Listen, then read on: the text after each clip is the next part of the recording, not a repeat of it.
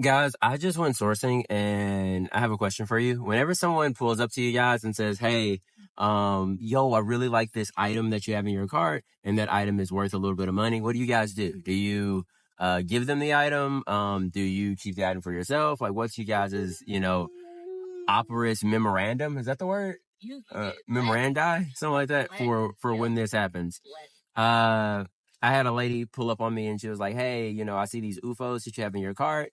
I really, really love UFOs. Those are in my size because I told her what size they were. And, she wanted to get the UFOs. And I was like, sure, why not? And I've done this a couple of times. And, with one of those people that I did it to, it ended up resulting in a great, relationship over time, as well as a big, big deal that she introduced us to, where we got like 100 pairs of shoes from her. So that was good. And maybe with this lady, it'll be the same thing. I gave her the shoes. I was like, sure, if you want them, go for it.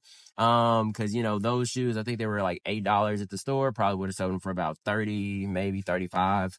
So I could have made like $20 profit on that pair, And then as I was leaving out of the store, and it's not like everything it's really cool how things work out. Someone was like hearing about what I do. And guys, I tried my best to reject the offer. I tried over and over and over again to reject the offer. Is that him? Yeah, that's him right there. And the guy's right beside us right now. And he gave us like $20. And I was like, what? No. You don't have to. It's fine. I appreciate it. Like, I'm totally good. And he was just like, I really like seeing, young people doing what you do. I appreciate you.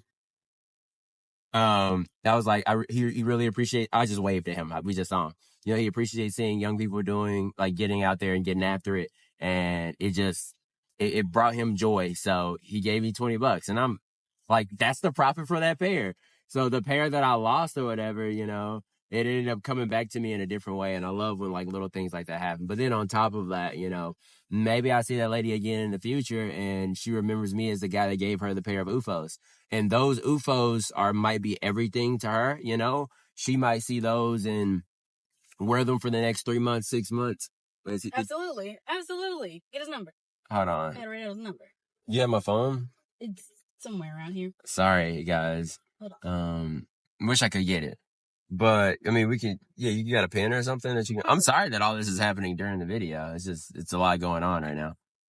So, did you get his number already written? Partially. Okay. Hopefully we can catch it on the other side. But yeah, so, what was I just saying? Oh, but yeah, these operators, like, maybe this lady sees me again in the future, and when she sees me, she's like, oh man, you're the guy that gave me those shoes. I wanted to help you out by doing this or doing that. So I always try to like do those little things for people, because for me, it's just like a pair of shoes that I don't care that much about. But for her, it could be everything. It could be 3 months of experiences, and that's worth way more to her than $20 is, to me, even though my family would love an extra $20, you know what I mean? But it ended up coming back to us in a different way. So I think that's good. Also, like, sourcing is going to be more difficult. It's getting increasingly difficult. Like, the prices at the thrift store are a lot higher. And I think I am going to drop out of the race of selling things at like $80, $90, $100, especially in the sneaker category. The reason why is, sorry that my she's displeased. We're stopped in traffic right now and she's not having it. But the reason why, I'm going to pull away from these, yeah, I think, guys, I'm going to drop out of the game of selling shoes for the $80, $90, $100, $150 price point. I think they're really, really cool. Don't get me wrong. I think it's awesome to sell a pair of shoes, that are sneakers and get $112 or whatever. What's not cool is when it has a flaw that is subjective and you didn't notice when you were doing it, and the item fails authentication because of it. And I do not want a bunch of my items failing authentication and end up getting banned off the platform. So I think starting today, I will not have another pair that goes into authentication, period.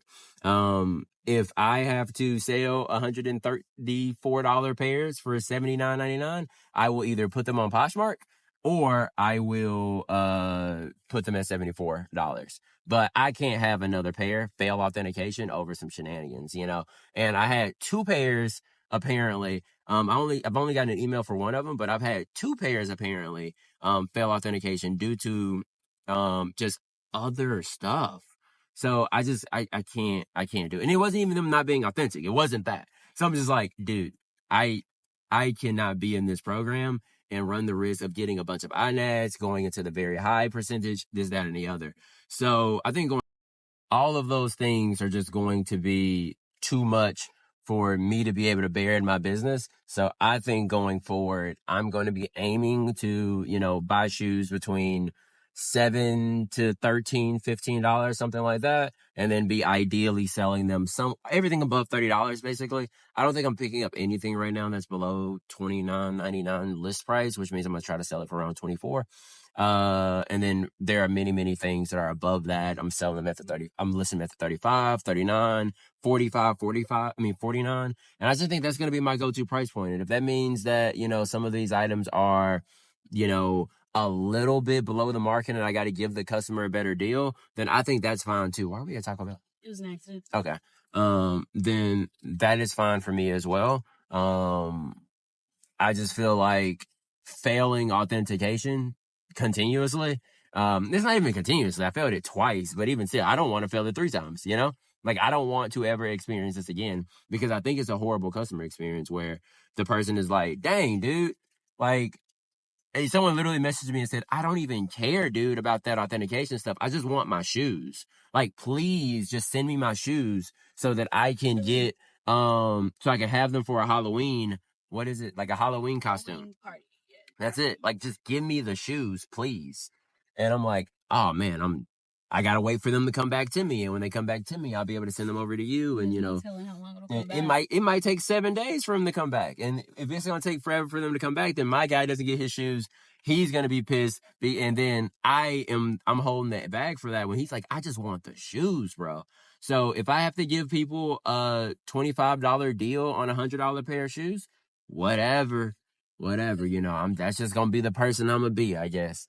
But I think going forward, that's where we're going to transition the business over into. I have to go get an order, but we're going to transition the business over into focusing on, things that we are selling between $30 to $60 or so and just pumping out as many of those as we can.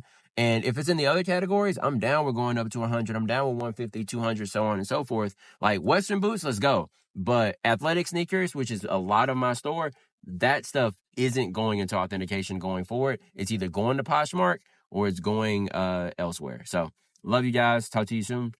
Peace. Just wanted to say thank you so very much, by the way, guys. We're at like 1,576 subscribers at the time of me recording this right now. We're almost at 1,600, and I cannot thank you guys enough. Thank you a ton.